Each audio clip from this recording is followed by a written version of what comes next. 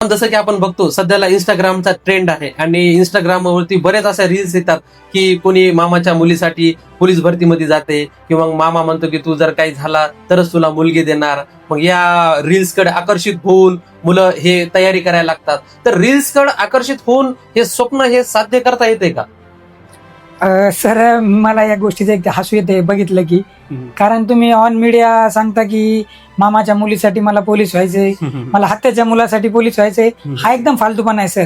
स्वतःच आई वडिलाचे कष्ट ज्या वेळेस तुमच्या डोळ्यासमोर येतात ना त्यावेळेस तुम्ही यशस्वी होता. असं मामाच्या मुलीसाठी आणि आत्याच्या मुलासाठी कुणी किंवा दररोज स्टेटसला लावून ह्या फालतू गोष्टींकडे तुमचा यामध्ये टाइम जातो. या गोष्टीच्या पलीकडे जाऊन आपल्या आई वडिलांच्या कष्टाची जाणीव करून आणि फक्त आपल्या आई वडिलांसाठी पोलीस व्हायचं हे मनामध्ये, ते बी स्वतःच्या मनामध्ये गोष्ट एकदम गोपनीय ठेवून ही गोष्ट ऑन मीडिया त्यावेळेसच बोलायची ज्यावेळेस आपण यशस्वी होतो. बरोबर. स्वतःचा स्टेटस कधीच सांगतो सर, स्टेटस ठेवून कुणी पोलीस होत नसते. बरोबर. त्यासाठी तुम्हाला ग्राउंडवर मेहनतच करावं लागते. तुम्हाला 10-10 तास लॅबमध्ये अभ्यास करावा लागतो, त्यावेळेस तुम्ही पोलीस होता.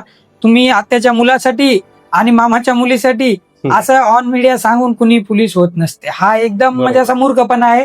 हा सगळ्या गोष्टीचे दुर्लक्ष करून आपला जास्तीत जास्त वेळ तुम्ही अभ्यासाला आणि ग्राउंडला दिला पाहिजे. बरोबर.